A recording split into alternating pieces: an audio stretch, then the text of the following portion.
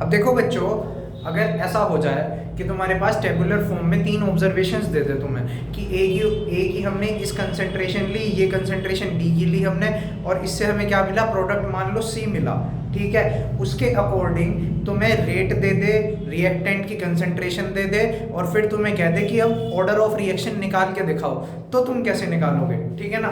देखो कैसे करेंगे, मान लो टेबुलर फॉर्म में ये आपको रीडिंग्स मिली हुई है, ठीक है। यहाँ पे ए की कंसंट्रेशन ये रही तीनों ऑब्जर्वेशन में, बी की कंसंट्रेशन ये रही तीनों ऑब्जर्वेशंस में, और सब तीनों के रेट ये रहे, ठीक है। अब कैसे निकालेंगे, देखो सिंपल सा फंडा बता रहा हूँ, दो ऐसी रिएक्शंस उठा लेना जिसमें क्या हो, सेम कंसंट्रेशन हो। यानी कि अगर मुझे ए की निकालनी है तो मैं 3 और थर्ड इक्वेशन को और फर्स्ट इक्वेशन को उठाऊंगा, और अगर मुझे बी की निकालनी है तो मैं फर्स्ट इक्वेशन को और सेकंड इक्वेशन को उठाऊंगा। कैसे, अब ये देखना, मान लो मुझे ये यहीं से कह दे कि सर कैलकुलेट करो, ठीक है, तो मैं कैसे कैलकुलेट करूंगा। अब मान लो मैंने मान लिया कि ए प्लस बी से मुझे क्या मिल रहा है, सी मिल रहा है। Let the order with respect to reactant A with respect to reactant A is A, और let the order with respect to B is B।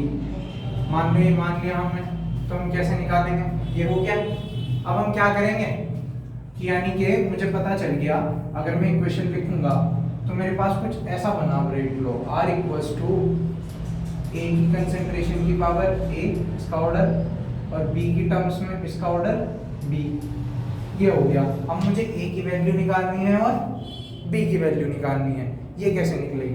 देखो मैंने क्या कहा था, ऐसी दो इक्वेशंस उठा लेना जिसमें मान लो मुझे A की निकालनी है, तो ऐसी दो इक्वेशन जिसमें A की कंसंट्रेशन सेम हो, और B की वैल्यू निकालनी है तो ऐसी दो इक्वेशन जिसमें B की वैल्यू सेम हो, ठीक।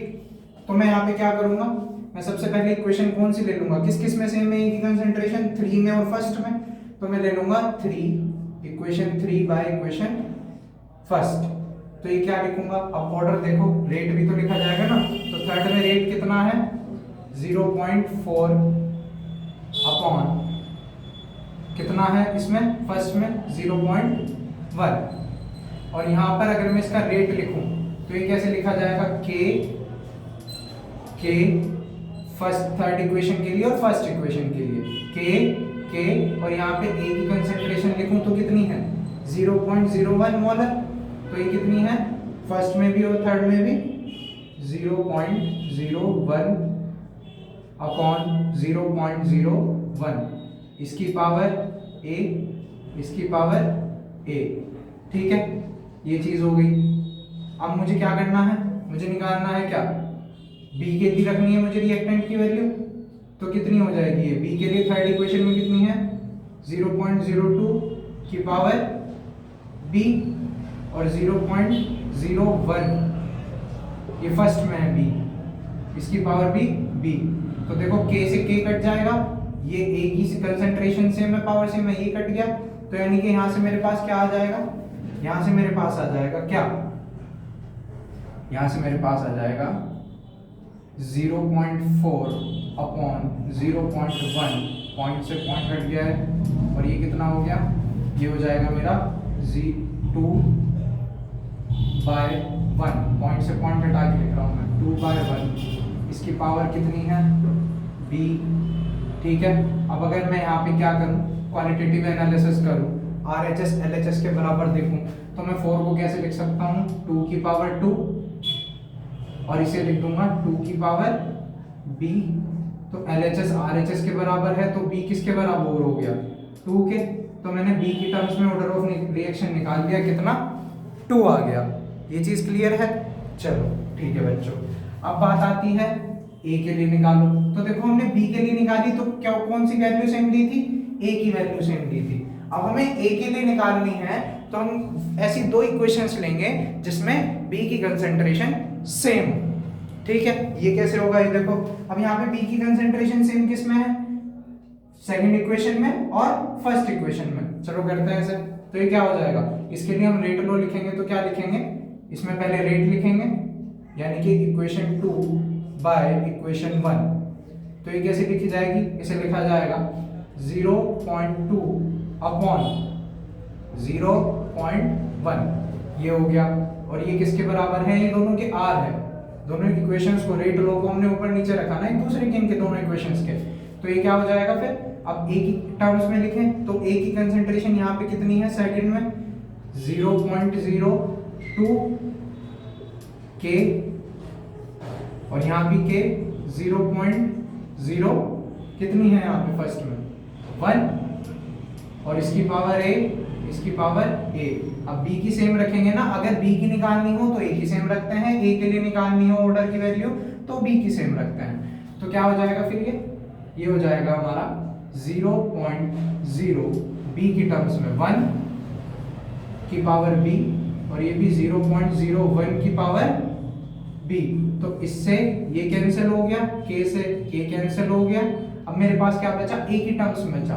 तो ये क्या हो जाएगा, ये मेरा हो जाएगा क्या, पॉइंट से पॉइंट हटा दो, इस पॉइंट से ये पॉइंट हटा दो, इस पॉइंट से ये पॉइंट हटा दो। तो क्या हो गया 2/1 बराबर है किसके, 2/1 की पावर b a के। तो ये क्या हो जाएगा हमारा, ये यहाँ से निकल के आएगा क्वालिटेटिव एनालिसिस से 2 की पावर 1 है, यहाँ पे मैं इसको ऐसे लिख सकता हूँ, और यहाँ पे 2 की पावर कितनी है a है, तो a किसके बराबर हो गया 1 के। यानी कि मेरे पास b कितना आया था, मेरे पास b आया था 2, a आया है 1। तो ओवरऑल ऑर्डर अगर मैं लिखूं, ओवरऑल ऑर्डर ऑफ रिएक्शन, तो a plus b equals to 3 हो जाएगा।